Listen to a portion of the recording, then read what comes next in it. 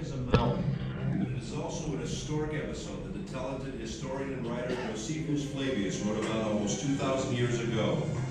His account contains all the elements of a fantastic drama in which Jews, Romans, and idealists fight to the death. It's no wonder that Hollywood jumped at the opportunity to tell this fascinating story. With an impressive set and thousands of extras, they created a colossal film featuring the rebel leader Eleazar, son of Yair, and the Roman commander Flavius Silva in the leading roles. However, in the movie, unlike real life, no one really deals with the dilemmas or personal struggles, and certainly not with the more problematic aspects of the story. Then where should we start our story?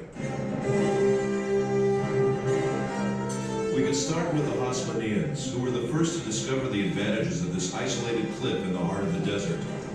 Or we could start at the end, with a dramatic project in Masada excavations, with Igor Yadin, the head of the excavation team, who would stand on the mountain and read Josephus Flavius' description of the account, and everyone around him could actually hear the echoes of the fighting.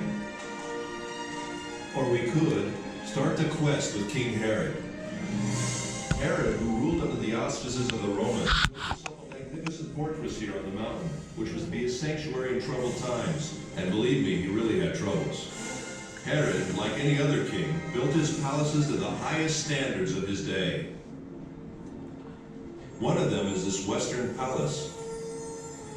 Herod's architect was probably a short guy. Here he built himself a bathhouse, and he would put his lamp here and enter his bath. What can I tell you? This king loved the good life. Until now, we spoke about Herod. It wasn't the splendor of Herod's style that made Masada what it is today. The year is 66 AD. The Jews rebel against the Roman Empire. 4 years later, the temple is destroyed. Jerusalem falls. Everywhere else, the rebels were suppressed. Masada is the last stronghold where there are still Jewish rebels. And believe me, they didn't need Herod's palaces. The rooms in the wall were divided and used as living quarters. They lived from food in the storerooms, and they drank water from the cisterns, kindly left behind by Herod long ago. Right from the beginning of the excavations, signs of the rebels were found elsewhere, in the palaces, in the ritual baths, and in particular in the wall. The deepest experience I went through in Masada was when they found in this particular room the first piece of scroll. To see Hebrew letters coming out of the ground, the same letters which are used until today. Later, more fragments of scrolls were found. One I found with my own hands, but the first experience is unforgettable. Throughout the revolt, groups of refugees sought asylum on the mountain. About 1,000 rebels gathered at this fortress in the heart of the wilderness. In 73 AD, the Romans' 10th Legion arrived with thousands of armed soldiers who deployed themselves around the mountain.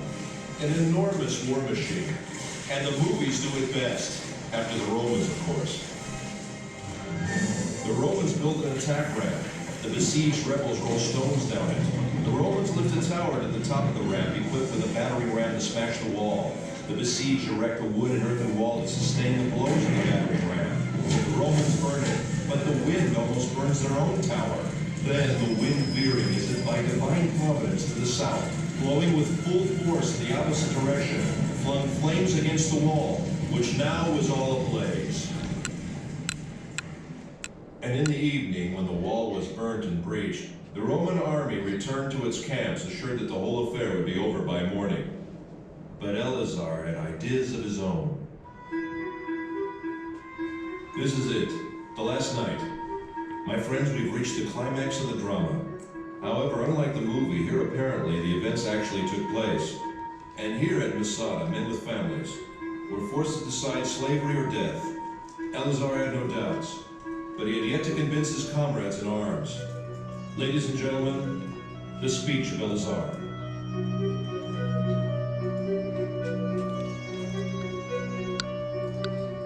Oh, my loyal followers, the time has now come that obliges us to make that resolution true in practice. Let our wives die before they are abused, and our children before they have tasted slavery, and preserve ourselves in freedom as an excellent funeral monument for us, as we have preferred death before slavery. Once Igal Yadin was asked what was the most important artifact he found on Masada.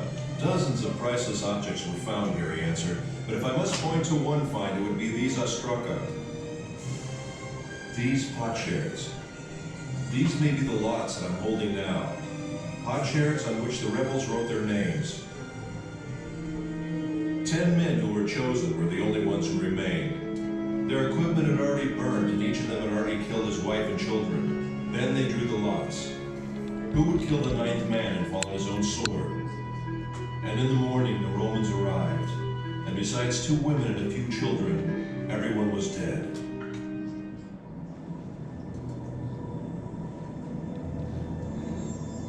After the drama came silence. The silence was broken in the 5th century for nearly 200 years by a community of Byzantine monks. 1,200 years later, the first explorers came and rediscovered the mountain. Then the members of the youth movements, seeking a symbol of Jewish heroism, discovered Masada and adopted the mountain. After them came the hikers and the tourists. Masada had become a focus of pilgrimage. Professor Netzer, what do you really think about the act of courage that ended in suicide? Maybe it's the utmost courage to prefer death to a life of slavery. So it's death or freedom? Yes, death as a free man or slavery at the hands of the Romans. Which choice would you make?